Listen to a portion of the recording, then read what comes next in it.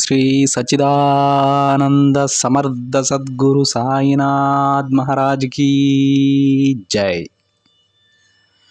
ముందుగా సాయి భక్తులందరికీ నమస్కారం అండి. వీడియో చూస్తున్న ప్రతి ఒక్కరిపైన ఆ సాయినాథుని ఆశీస్సులు ఉండాలని, బాబా గారి భక్తులందరూ ఎప్పుడూ కూడా ఆనందంగా సంతోషంగా వారి జీవితాన్ని గడపాలని మనస్ఫూర్తిగా కోరుకుంటూ ఈ వీడియోని స్టార్ట్ చేస్తున్నాను ఫ్రెండ్స్. రోజులాగే ఈరోజు కూడా బాబా గారు మరొక చక్కటి సందేశాన్ని అయితే తన బిడ్డల కోసం అందించబోతూ ఉన్నారు. ఈ సందేశంలో బాబా గారు తన బిడ్డలతో ఏమంటున్నారో తెలుసా అండి?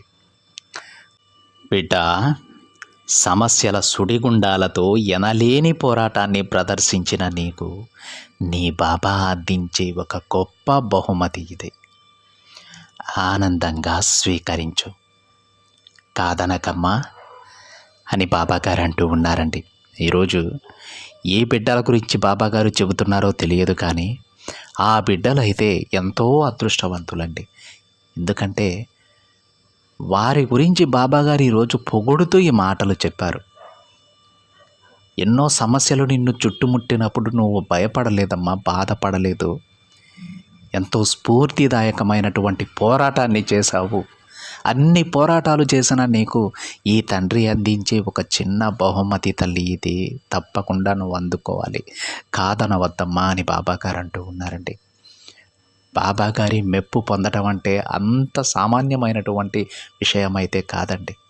ఆ భగవంతునినే మెప్పించడం అంటే అది ఒక పెద్ద తపస్సుతో సమానం. అలాంటి తపస్సును మీరు మీ పోరాటం ద్వారా చేశారు. బాబా గారి మనసు గెలిచారు. మీ కర్మల నుంచి విముక్తి పొందారు.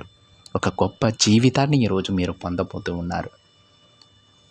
ఆ బిడ్డల గురించి బాబా గారు ఏం చెప్తూ ఉన్నారంటే, తల్లి, ఒక విషయాన్ని గుర్తుపెట్టుకోవాలమ్మా. నువ్వు ఎక్కడైతే నువ్వు బాధపడుతూ ఉన్నావో, ఎక్కడైతే నీ విలువను నువ్వు కోల్పోయావో, తిరిగి మళ్ళీ అక్కడే ఆ ప్రదేశంలోనే ఒక మహాయోధినిలా నిన్ను నిలబెడతాను. నిన్ను చూసి ప్రతి ఒక్కరూ తలదించుకునేంత స్థాయిలో నిన్ను నిలబెడతానమ్మా. అలా నేను మాత్రమే చేయగలను. తప్పకుండా చేస్తాను. ఎందుకంటే నేను ముందే చెప్పాను కదా తల్లి, నీకు ఒక గొప్ప బహుమతి అందించబోతున్నానని. ఆ బహుమతి ఇదే.